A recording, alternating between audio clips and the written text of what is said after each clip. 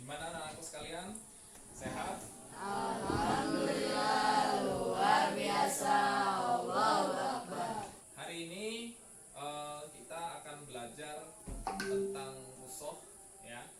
Jadi nanti yang Mas Soleh diperhatikan ketika Bapak menjelaskan, dan nanti akan Bapak ajarkan metode-metode apa saja hari ini dan tujuan pembelajaran hari ini. Sebelum dimulai, Bapak absen dulu. Asmarani, Chandra. Ini lagi ya salamnya ya. Bismillahirrahmanirrahim. Kita mulai. Assalamualaikum warahmatullahi wabarakatuh. Waalaikumsalam warahmatullahi wabarakatuh. Kali ini kita akan belajar tentang rukhsah. Nah, siapa yang tahu rukhsah? Apa itu rukhsah? Apa itu rukhsah? Tahu nggak? Nah, ini coba siapa yang tahu? Gambar apa ini? Dalam kereta. Sholat di dalam kendaraan. Kenapa sholatnya nggak di masjid? Kenapa sholatnya di kendaraan? Itu yang dinamakan sholat rusuh. Hari ini setelah mengikuti serangkaian kegiatan pembelajaran, harapan Bapak peserta didik itu adalah kalian, siswa peserta didik itu sama. Satu, memahami makna rusuh. Apa rusuh itu? Kan kalian tadi kan masih belum paham semua ya rusuh itu apa, ya kan? Kedua, memahami rusuh dalam sholat. Ketiga, memahami hikmah tentang rusuh. Nah, untuk kegiatannya hari ini ada diskusi, ada kelompok, ada LKPD nanti. Tahu LKPD? Nih, LKPD ini adalah lembar kerja peserta didik. Jadi nanti kalian akan diberikan ini untuk mengerjakan soal dan tugas dari Bapak. Sekarang pengertian rusuh dalam beribadah. Rusuh bermakna keringanan atau kelonggaran atau kemudahan atau bonus. Rusuh, ya. Menurut istilah, yaitu kemudahan untuk keringanan yang diberikan oleh Allah kepada hambanya yang menunaikan ibadah pada kondisi tertentu. Ini yang digarisbawahi adalah kondisi tertentu. Kemudahan ini muncul, kemurahan ini muncul karena ada kondisi-kondisi tertentu. Baca bangku ini tentang ayat Al-Baqarah. Ya, kelompoknya Rai, silakan dibaca. Bismillahirrahmanirrahim. La yukallifullahu nafsan illa wus'aha.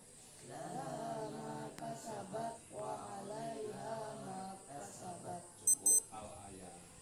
Dia mendapat pahala dari kebajikan yang dikerjakan dan dia mendapat siksa dari kejahatan yang diperbuatnya. Oke, artinya Allah tidak membantu hambanya untuk beribadah. Ya, laksanaan rusuh. Rusuh contohnya seorang yang sedang dalam perjalanan jauh tadi, bener kan? Tadi lagi sholat, bener. Asalnya begitu kan? Ya. Tapi karena dia sedang dalam perjalanan, boleh sholat dulu. Artinya rusuh itu menggugurkan hukum asal. Nih, ya kan? Ajimah itu tadi apa? Oke, pengertian ajimah apa? Hukum asal, hukum yang asli. Kalau sholat zuhur itu aslinya berapa? 4. Karena ada rusuh, menggugurkan ajimah boleh di 2. karena Oke, ya. Tujuan rusuh. 1. Menghilangkan kesukaran dan kesulitan dalam tetap dapat menunaikan ibadah sehingga terbentuk ketaatan kepada terjaga jiwa, harta sebagai bentuk perlindungan, memberikan pilihan dalam melaksanakan ibadah sesuai dengan kondisi yang sedang dialami. Boleh sholat kalau kuat berdiri boleh, tapi kalau lagi sakit boleh duduk. Maksain berdiri boleh nggak? Boleh nggak? Kalau kuat? Boleh kalau kuat. Kalau nggak kuat baru. Oke ya, ayat terkait kemudahan dalam melaksanakan sholat. Surat An-Nisa ini, ayat 104. Asar maka sholat asarnya itu misalkan jam 3:05 adzan, berarti mulai sholat zuhur dan asar itu jam 3:03. Paham nggak? Ngambilnya di awal waktu. Oke? Nah sekarang kalian kegiatan 4 dan 5 kita akan memulai membentuk kelompok. Ya, ini kelompoknya sudah sesuai ini belum? Nah, ayo, sini sudah diacak sama Bapak, silahkan sesuai nama-namanya, bentuk kelompok. Kurang dari 1 menit harus sudah berubah. Satu orang, ambil. Oke, bawa ke penunjuk siapa yang menjadi penjaga stand. Dan yang lain berkunjung ke kelompok toko kelompok lain untuk membeli mencari informasi. Yang keempat, menjelaskan hasil kunjungannya kepada teman kelompoknya yang tadi. Balik lagi ke tokonya, menulis hasil kunjungan dari toko-toko lain, ya. Salah satu kelompok menyampaikan informasi pada kelompok yang lain tentang kesimpulan. Ini ya, 1. Oke, ambil. Ya. Sudah, sekarang dibuka. Ayo dibuka. Tunjukkan ke Bapak. Coba kelompok.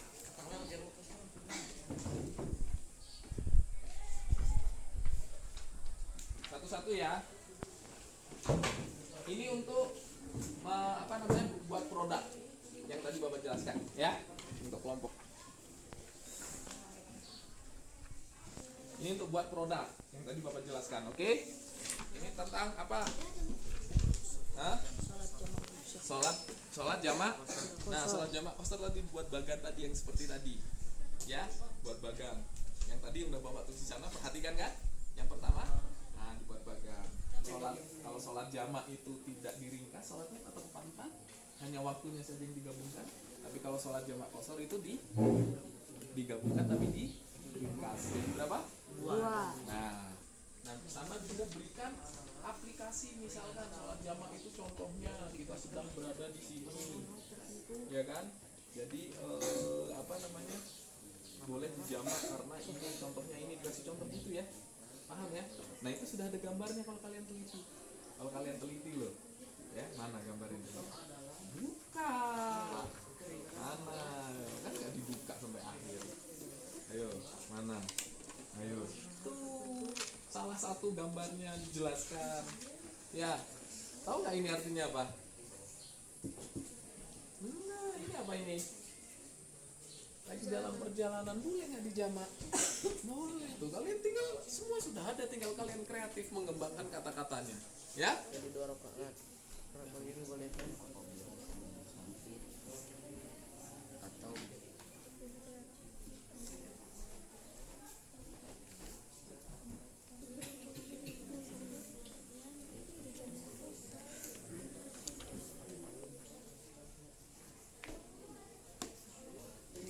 Menggugurkan tadi. Jadi kemudahan itu, rusuh itu menggugurkan hukum asal. Yang tadi Bapak bilang, kalau sholat sambil berdiri, boleh sholat sambil duduk. Kalau ini mungkin ya sama sakit tayamum. Mungkin ini sama, ada hal kesamaan, tapi bedanya mungkin kalau ini bisa pakai air, itu pakai tayamum. Karena kan lagi diginiin, mana kumur-kumurnya gitu. Ya. Berdiri coba, semua berdiri.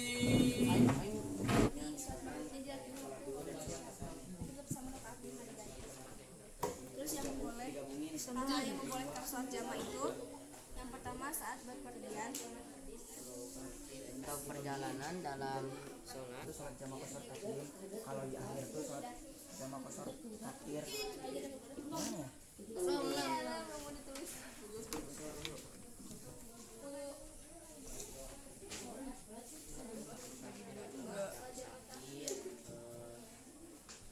Oke, waktunya habis. Dah. Perhatikan. Nah, hasil kunjungan tadi ke toko-toko teman-teman kalian, hasilnya disimpulkan ke dalam toko kalian masing-masing.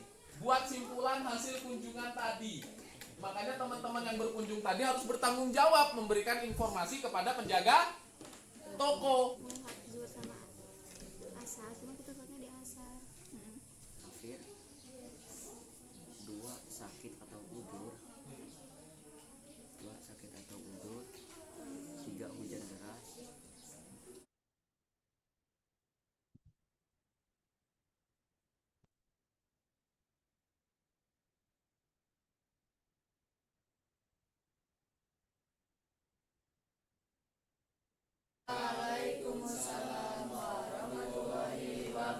Perkenalkan, kami dari kelompok 1, nama saya Aiza. Hasil diskusi kami Yang lain dengarkan. itu adalah sholat jamaah qashar dalam keadaan bersuci dengan wudu atau tayamum. Sholat dilaksanakan sesuai dengan kondisi al-madat. Sekarang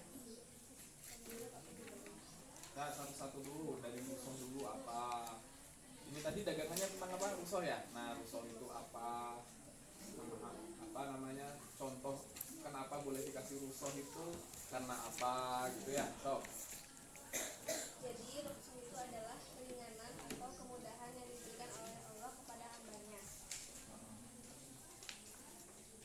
Mengapa rukhsah diberikan atau diperbolehkan? Karena rukhsah itu dikerjakan waktu darurat. Contohnya yang lain perhatikan. saat bepergian jauh atau saat sakit.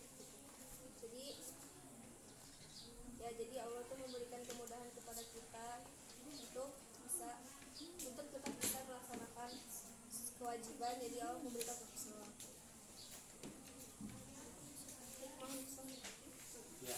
itu adalah rukhsah adalah kemudahan dan keringanan dari Allah. Rukhsah diberikan untuk menunaikan ibadah dalam kondisi tertentu yang kayak tadi dibilang ya.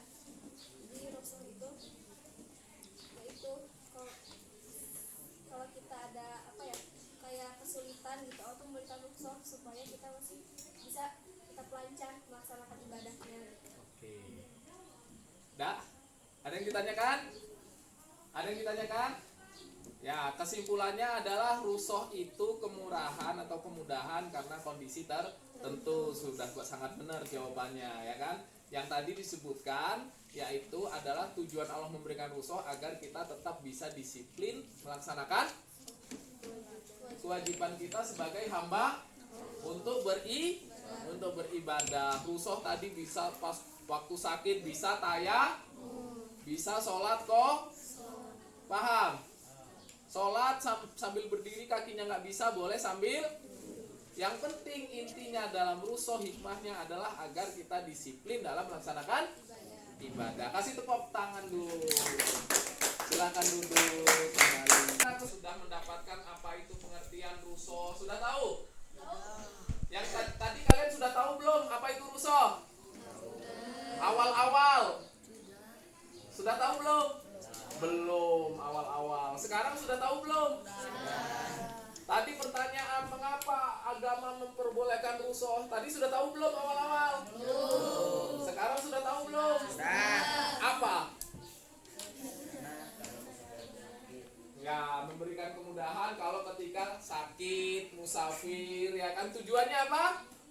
Supaya Agar tetap lancar, agar tetap Beribadah. beribadahnya disiplin dan dilaksanakan. Oke, jadi nanti kalau kalian bepergian jauh, jaraknya berapa? 90. Boleh nggak kosor? Boleh. Boleh nggak jamak? Boleh. Dapat rusoh nggak? Oke, jadi begitu ya. Ini hikmahnya.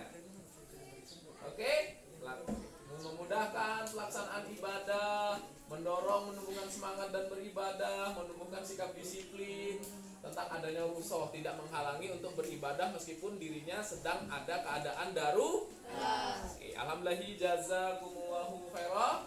Terima kasih. Sekian dari Bapak. Akhirul kalam. Assalamualaikum warahmatullahi wabarakatuh. Assalamualaikum warahmatullahi wabarakatuh.